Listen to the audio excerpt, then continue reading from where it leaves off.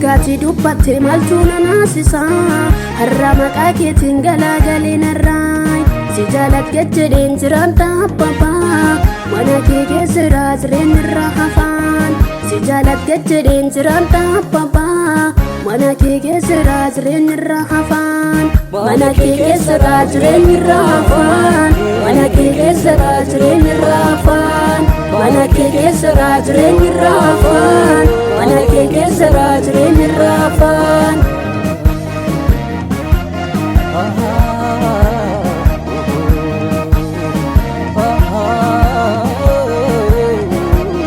wantana yaaddeessu hundumaatti dhiisee si jaaladhe jedheen hojjedha hojii kee wanta anaaf ta'u yaaddeerta dursitee homtuu gannan qabu nan faarsa maqaa kee wanta anaaf ta'u yaaddeerta dursitee homtuu gannan qabu nan faarsa maqaa kee wanta anaaf ta'u yaaddeerta dursitee homtuu gannan qabu nan faarsa maqaa kee ergaati dubbatte maaltu nanaasisa har'a maqaa keetiin galaagalee narraay si jaaladhe jedheen jiraadha abbaa mana kee keessa jireenya irraa hafaan si jaaladhe jedheen jiraadha abbaa mana kee keessa jireenya irraa hafaan mana kee keessa jireenya irraa hafaan mana kee keessa jireenya irraa hafaan mana kee keessa jireenya irraa hafaan mana kee keessa jireenya irraa hafaan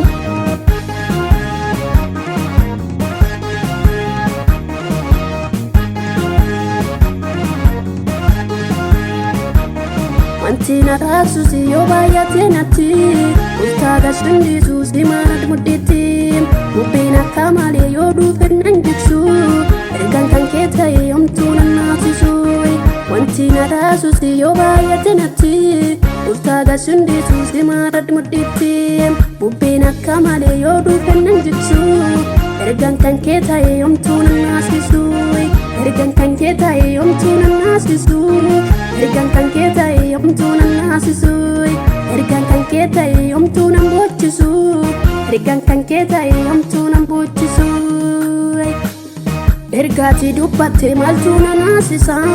har'a maqaa keetiin galaagalee narraay si jaaladhe jedheen jiraadha abbaa mana kee keessa jireenya irraa hafaan si jaaladhe jedheen jiraadha abbaa mana kee keessa jireenya irraa hafaan mana kee keessa jireenya irraa hafaan mana kee keessa jireenya irraa hafaan mana kee keessa jireenya irraa hafaan mana kee keessa jireenya irraa hafaan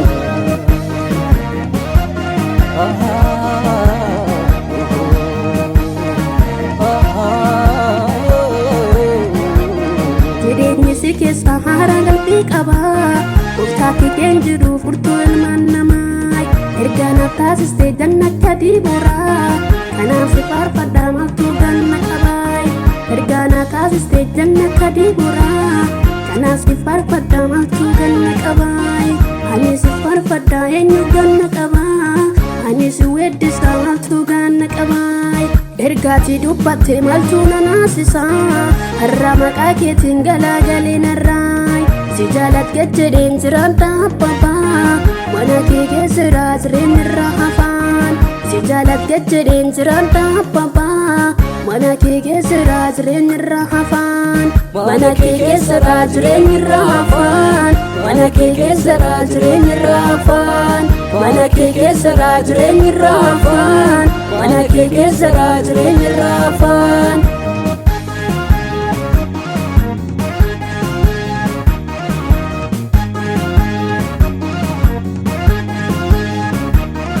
Abako warre gandursite cabsite ibadaan kan qabne narraatti gannatte badiko warre gandursite salphiste kan dubbadeen fitu olmaati naaf olte badiko warre gandursite cabsite kan dubbadeen fitu olmaati naaf olte ergaati dubbatte maaltu nanaasisa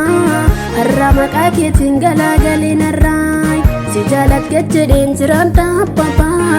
mana kee keessa jireenya irraa hafaan si jaaladhe jedheen jiraadha abbaa mana kee keessa jireenya irraa hafaan mana kee keessa jireenya irraa hafaan mana kee keessa jireenya irraa hafaan mana kee keessa jireenya irraa hafaan mana kee keessa jireenya irraa hafaan mana kee keessa jireenya irraa hafaan mana kee keessa jireenya irraa hafaan mana kee keessa jireenya irraa hafaan